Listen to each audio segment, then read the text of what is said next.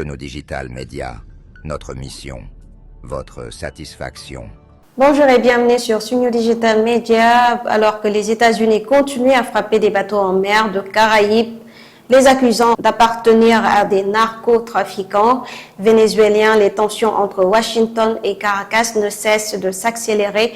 Le président américain Donald Trump vient d'autoriser la CIA à mener des opérations létales et clandestines au Venezuela, a révélé mercredi 15 octobre le quotidien de New York Times. Caracas a protesté et appelé à la paix. Face aux journalistes dans le bureau ovale, Donald Trump a confirmé les informations du quotidien américain New York Times devant la presse. Le président a bel et bien donné son feu vert à la CIA sans indiquer pourquoi faire.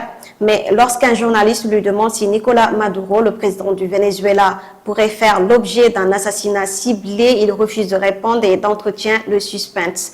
Je ne veux pas répondre à une question de ce genre. Ce serait absurde pour moi d'y répondre, lance Donald Trump. Mais je pense que le Venezuela sait que ça commence à chauffer et je pense que c'est aussi le cas pour beaucoup d'autres pays.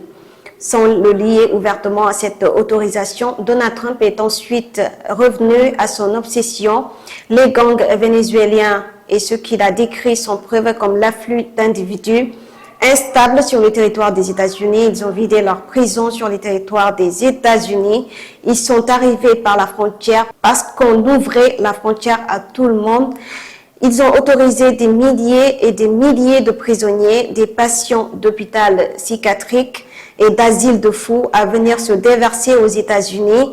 On va les renvoyer. À ce jour, l'armée américaine a déployé au moins 8 navires de combat dans les Caraïbes ainsi qu'un sous-marin. Il dispose également de près de 10 000 soldats dans la région.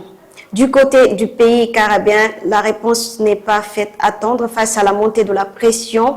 Le président vénézuélien Nicolás Maduro a alerté contre une possible guerre dans les Caraïbes alors qu'il avait déjà demandé la semaine dernière une réunion d'urgence du Conseil de sécurité des Nations Unies. Le président vénézuélien a cherché mercredi à s'adresser directement à son homologue Donald Trump lors d'une apparition publique. Non au coup d'État fomenté par la CIA, a-t-il dit avant de lancer en anglais « Listen to me, no war, just peace ». Soit écoutez-moi, pas de guerre, seulement la paix. Les autorités à la tête du pays et Nicolás Maduro, le premier, sont actuellement des cibles potentielles pour l'administration Trump qui dit vouloir lutter contre le narcotrafic. Le président lui-même est accusé par Washington d'être à la tête d'un cartel, le cartel de Los Soles, et une récompense de 50 millions de dollars a été mise sur la tête depuis l'arrivée des navires américains au large des côtes vénézuéliennes. Nicolás Maduro s'évertue d'appeler à la paix et au respect de la souveraineté nationale, mais organiser également son armée et ses partisans pour se défendre.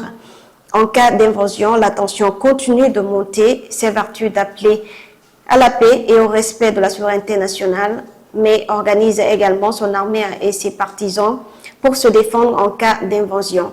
La tension continue de monter dans le pays où beaucoup espèrent effectivement voir Nicolás Maduro quitter le pouvoir. Merci d'avoir suivi Sono Digital Media. Sono Digital Media, notre mission, votre satisfaction.